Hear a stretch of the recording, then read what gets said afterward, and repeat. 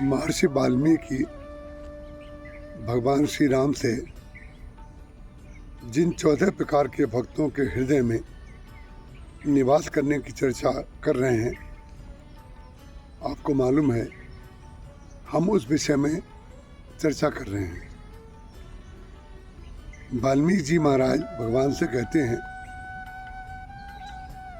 काम को मद मान न मोहा,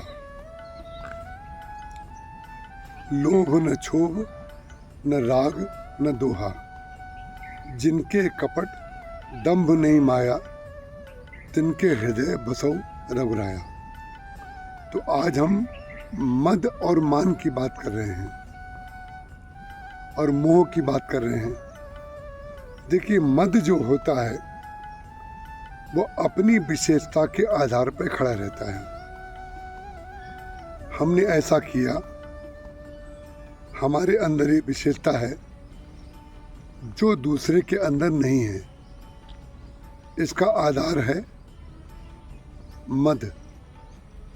और मान तब बनता है जब अपनी विशेषता की प्रशंसा हम दूसरे से सुनना चाहते हैं, कि दूसरा व्यक्ति स्वीकार करे कि जो इनमें विशेषता है वो किसी में नहीं है। जब हम ये मानते हैं कि जो विशेषता हम में है वो किसी में नहीं है, तो मद होता है।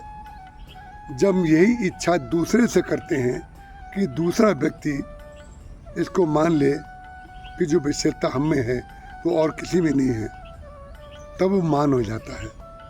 तो मद और मान मिल करके हमें दुखी करते हैं। दुखी क्यों करते हैं? क्योंकि हम अपना मूल्यांकन हमेशा अधिक करते हैं और दूसरा हमारा मूल्यांकन हमेशा कम करता है।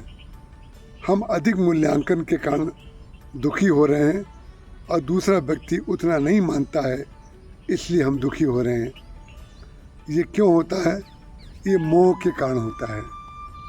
मोह सकल व्याधिन कर मूला।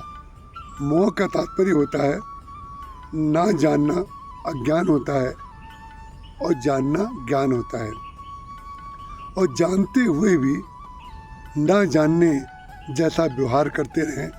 सब मालूम है कि कोई भी व्यक्ति संसार का हमें उस स्थिति में नहीं देखना चाहता जैसी इच्छा हमारी होती है, फिर भी हम संसार से वही तोता जैसे कपास में चोंच मारता रहता है और बार बार दुखी होता रहता है।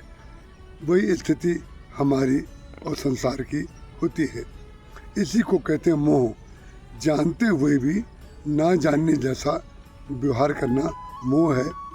वाल्मीकि जी महाराज कहते हैं, जिनके अंदर मान और मद नहीं है और जिनके अंदर मोह नहीं है, कृपा करके आप उनके हृदय में विराजमान होइए।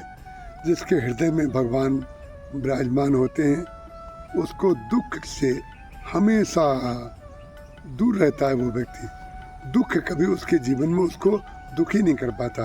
जय श्री राम।